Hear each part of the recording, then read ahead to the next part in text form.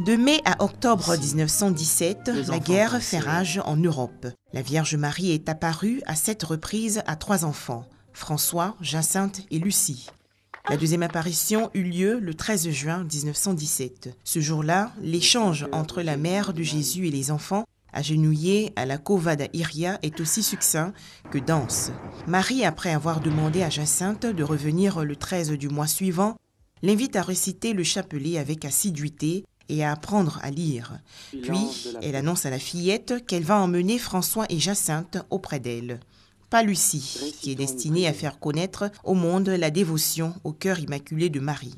Lucie s'attriste à l'idée de voir mourir prochainement ses petits cousins. Notre-Dame la console. Voici 100 ans, la Sainte Vierge apparaissait pour la deuxième fois au petit berger de Fatima.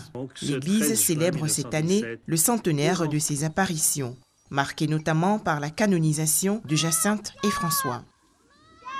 Première apparition, 13 mai 1917, vers midi.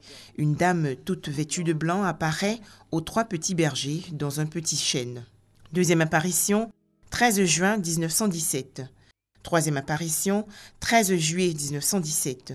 Quatrième apparition, 19 août 1917.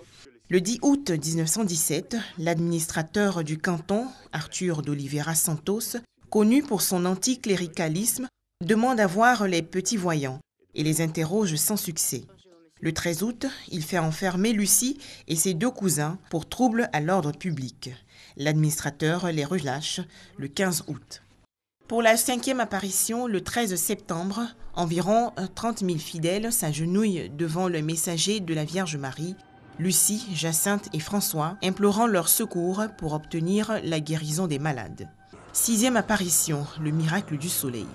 Le 13 octobre 1917, il pleut à torrents sur la Cova da Iria et une foule d'environ 50 000 personnes récite le chapelet. Alors que Notre-Dame du Rosaire s'élève vers le ciel, la pluie s'arrête et le soleil revient dans un ciel bleu.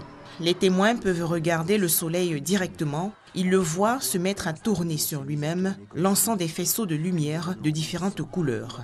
La dévotion au cœur immaculé de Marie s'était développée à partir du XVIIe siècle, au point d'intégrer le calendrier liturgique à la date du samedi de la 3e semaine qui suit la Pentecôte. Mais le message de Fatima a donné à la dévotion au cœur immaculé de Marie un écho universel immense.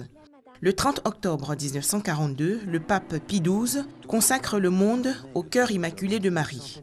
En 1954, Pie XII institue la fête de Marie-Reine, désormais fêtée le 22 août.